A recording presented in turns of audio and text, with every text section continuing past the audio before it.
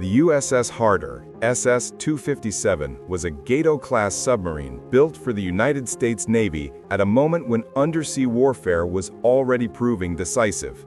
Commissioned in December 1942, Harder entered a conflict where men in steel boats hunted both cargo ships and warships across the vast Pacific.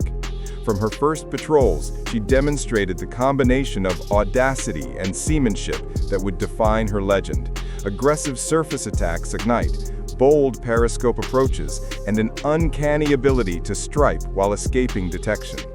Over 6 war patrols, Harder would earn the Presidential Unit Citation and a place in the submarine lore of World War II. Her story is not only a catalog of tonnage and trophies, it is the account of a tight-knit crew whose training, discipline, and nerve were tested by the highest stakes, silent, sudden violence beneath the waves. The boat's nickname, Hit 'em Harder, caught the tenor of her operations. Take the fight to the enemy when advantage appeared, be relentless, and accept the danger when it came. Harder's history illuminates how submarine warfare evolved from cautious stalking to audacious offense, and how a single boat's tactics could influence larger fleet decisions in the last year that the Pacific War turned decisively in America's favor. Samuel D. Dealey was the commanding officer whom most people associate with Harder's legendary run. A professional submariner, Dealey combined a hunter's instincts with a steely temperament that suited aggressive operations. He believed that submarine warfare required initiative. When opportunity presented itself, the submarine should seize it rather than retreat. That attitude was not reckless bravado, but a tactical judgment shaped by experience, understanding enemy patterns, recognizing when a destroyer's maneuver created a temporary vulnerability, and exploiting seconds of hesitation. Dealey's approach became the signature of Harder during her 5th War Patrol, where his decisions produced dramatic results. For his leadership and conspicuous gallantry during that patrol, Samuel Dealey was awarded the Medal of Honor posthumously after the boat's loss later in 1944. His leadership was the engine of Harder's successes: careful planning, rigorous training of the crew, and a willingness to accept risk when the tactical payoff was decisive. The name Dealey is inseparable from the idea that submarines could do more than shadow convoys. They could strike at the very hulls of the enemy fleet. Harder's first patrols read like a lesson plan in submarine warfare. The crew refined night surface attacks, rapid periscope approaches, and the art of torpedo spreads under stress. Early successes built confidence, failures taught caution. These patrols also showed the limits of doctrine. Pre-1944 submarine doctrine emphasized stealth and evasion. If a destroyer detected you, the prescribed response was to go deep and run silent, avoid the hunter. But repeated contacts revealed a strategic truth. Destroyers could be defeated if a submarine took the initiative and exploited fleeting tactical windows, moments when the attacker's speed and course made them vulnerable to a down-the-throat shot or a last-second stern or bow approach. The USS Harder integrated those lessons into a daring style that balanced preparation with audacity. Her torpedo crews became fast and accurate. The sonar and sound operators learned to interpret enemy propeller noise and approach arcs, and the whole boat adapted to the rhythm of high-risk, high-reward encounters. This phase of service set the stage for the decisive months to come. In late May and early June 1944, Harder was sent to patrol near Tawi-Tawi and the Sibutu Passage, a choke point near the Celebes Sea and the large Japanese fleet anchorage. Intelligence, both signals intercepts and coastal watchers, had revealed a massive concentration of Japanese capital ships in the region. The presence of enemy carriers, battleships, cruisers, and an extensive screen of destroyers created a unique hunting ground for an audacious submarine commander.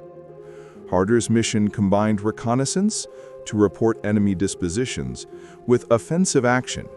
If opportunities appeared, she was to attack escorts and report what she saw. It was a precarious assignment, near enemy airfields and inside patrol lanes, but it offered strategic significance. Locating or disrupting the Japanese mobile fleet could shape timings and options for Allied carrier forces. Harder approached the task not as a lone trawler hunting freighters, but as a forward scout and predator able to force Japanese commanders to react to a new kind of undersea menace. Between June 6 and June 10, 1944, Harder's 5th War Patrol produced the most dramatic sequence in her career. On June 6, she engaged a Japanese destroyer in Sabutu Passage. Taking the initiative as the destroyer closed, she fired a short-range forward torpedo salvo, so-called down-the-throat shots, and sank the escort in minutes. Over the next days, she employed the same audacity repeatedly, attacking fast escorts that expected submarines to flee, not charge. The aggressive gambit produced results. 2 destroyers were sunk in quick succession, and others heavily damaged or driven off. Harder's relentless pressure and the alarming string of contacts and sinkings convinced Japanese High Command that Tawi-Tawi was under serious submarine threat. Some historical accounts link this perception with movements in the Japanese fleet that preceded the Battle of the Philippine Sea, moves that left the fleet less optimally positioned when American carrier aircraft engaged in mid-June. While historians debate how much a single submarine's actions changed grand strategy, the pattern is clear. Harder's attack tempo created tactical disruption, obliged Japanese commanders to divert escorts to anti-submarine hunts, and supplied critical reconnaissance reports back to Allied commanders. These few days cemented Harder's reputation as a destroyer killer and made her 5th Patrol one of the most celebrated undersea performances of World War II. What set Harder apart was not merely luck, but a doctrine of initiative. The down-the-throat shot, firing torpedoes directly at an on-rushing destroyer, was dangerous, yet sometimes the only option when a fast escort closed to kill range.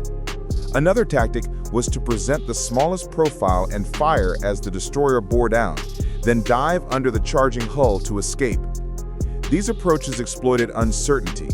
Enemy captains trained to expect withdrawal could hesitate under an unexpected charge, misjudge timing, or suffer catastrophic magazine detonations when torpedoes struck near magazines.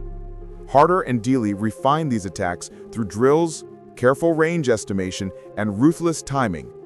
The tactic required high crew discipline, accurate gyro settings, steady helm control, and instantaneous damage control if depth charges came back.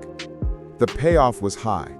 Faster sinkings, fewer protracted chases, and psychological impact on escort commanders who feared being turned into targets.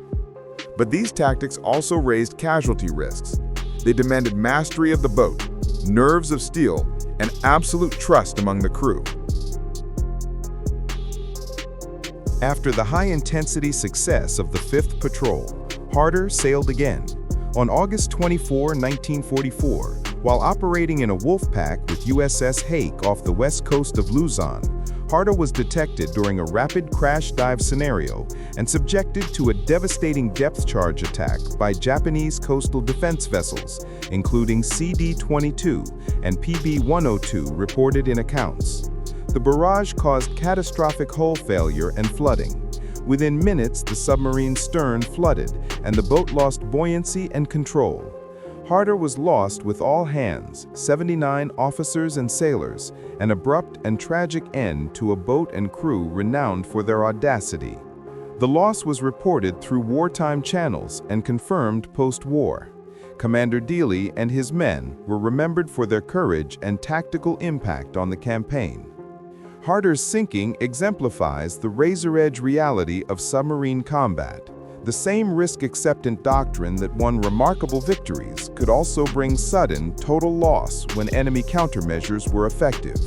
The boat's loss deepened the Navy's respect for the crews, who rode metal coffins through the most perilous fights of the war.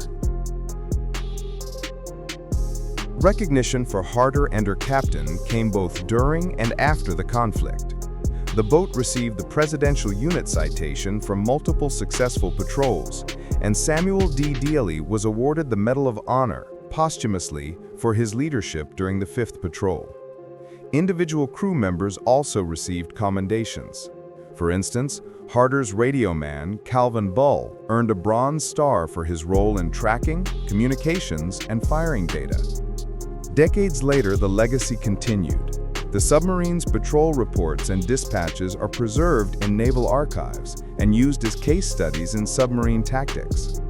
In 2024, the discovery of Harder's wreck by the Lost 52 Project and subsequent validation by U.S. Navy heritage authorities confirmed the location and condition of the wreck, upright on the seafloor with conning tower damage consistent with depth charge attack, providing closure for historians and descendants and transforming a legend into an archaeological site and war grave.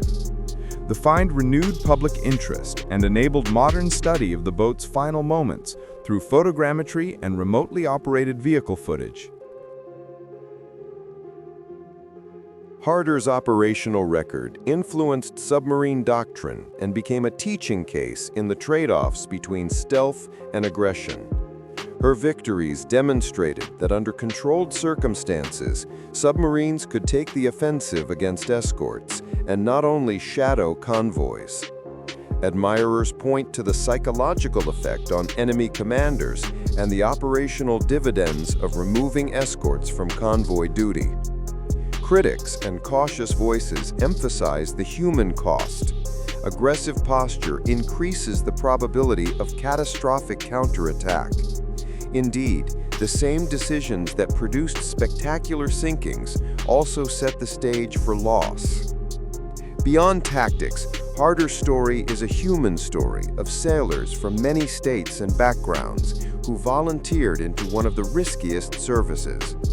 The boat's crew, trained, cohesive, and willing to accept risk, remain at the center of the narrative. For historians, Harder frames discussions about innovation under fire, the limits of daring, and the eventual balance naval command must strike between aggressive attrition and force preservation. The wreck's discovery allowed families and scholars to connect artifacts and records with physical evidence on the sea floor, deepening both technical understanding and personal memory. The story of USS Harder is a study in contrasts. Tactical brilliance and sudden loss, celebrated victories, and the gravity of sacrifice. When you tell that story, on video, in audio, or in print, balance the drama with documentary care. Use patrol reports, official citations, and archival photos to anchor narration. Distinguish between verified events and plausible reconstructions of conversations or onboard thoughts.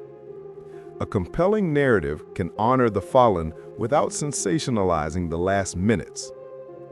The Harder story also offers lessons for modern listeners: the stubborn efficacy of initiative, the moral weight of commanding risk, and the respect that technology and archaeology can bring to previously mythic episodes.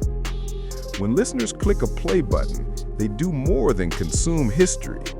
They share in a remembrance. Whether the tale is rendered in a somber music bed, dramatic voiceover, or an illustrated timeline, keep the facts clear. June 6 through 10, 1944 for the famed destroyer sinkings. August 24, 1944 for the loss of the boat. The post-war Medal of Honor presented to Dealey's family, and the 2024 wreck confirmation that made the story tangible again. In that balance between fact and feeling, Harder remains both a weapon and a grave, a machine of war, and a monument to the men who rode in her.